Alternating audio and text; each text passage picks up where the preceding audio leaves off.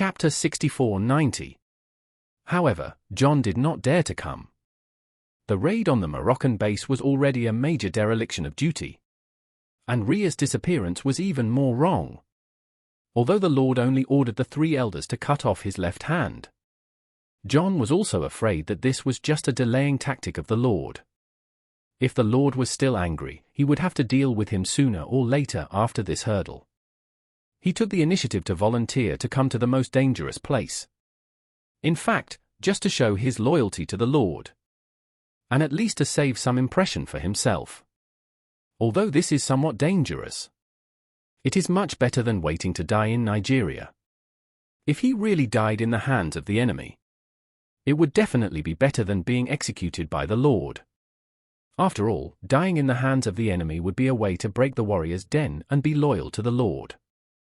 The Lord would naturally remind his successor to take good care of his family.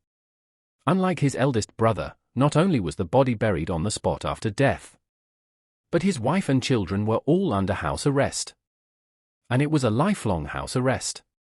Even children of only a few years old would be under house arrest until they died. Although Victoria would not order them to be killed, she would not let him get married and have children to leave a bloodline.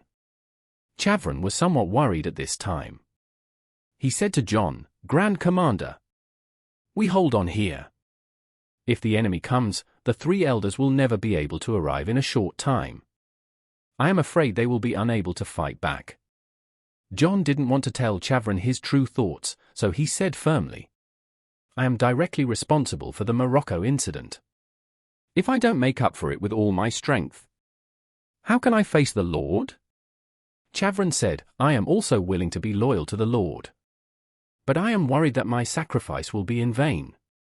If the Grand Commander acts as bait and the three elders can secretly come and ambush and wait, that would be the best solution." John shook his head and said, "You don't understand. The significance of the three elders is that if they have any problems, the Lord will have to personally take action when facing such an enemy in the future. Therefore, the Lord cannot let the three elders take risks unless it is absolutely necessary. The enemy is obviously more cunning and stronger than imagined. If the three elders come quietly, who will ambush who is another matter." Chavarin nodded and said, "Then I will allocate more Tiger Guards in secret and do my best to ensure your safety, Grand Commander." John smiled bitterly and said, "General Yuan, thank you for your trouble." Chavarin said respectfully, "It's all my job." John sighed and said, "General Yuan, go and get busy first, let me rest for a while." "Okay." Chavarin said, "Grand Admiral, please tell me if you have anything to say. If there is nothing else, I will not bother you." Seeing Chavarin turn around and leave, John hesitated for a moment, but still called him and said, "General Yuan, thank you for doing me a favor." Chavarin immediately said respectfully, "Grand Admiral, please don't mention it." John said, "Go to the city of Casablanca and see if there are any prosthetic limbs that can be bought. Find one for me. My left cuff is empty and it feels awkward." "No problem." Chavarin immediately said, "I will go and take a look. It's still some time before dark. I think there should be no danger. Grand Admiral, please don't go out." "Okay." John nodded.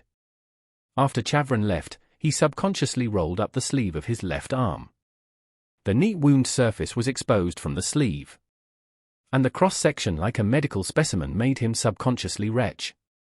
He couldn't help but mutter, "I wonder if I will have a chance to get my hand again in this life."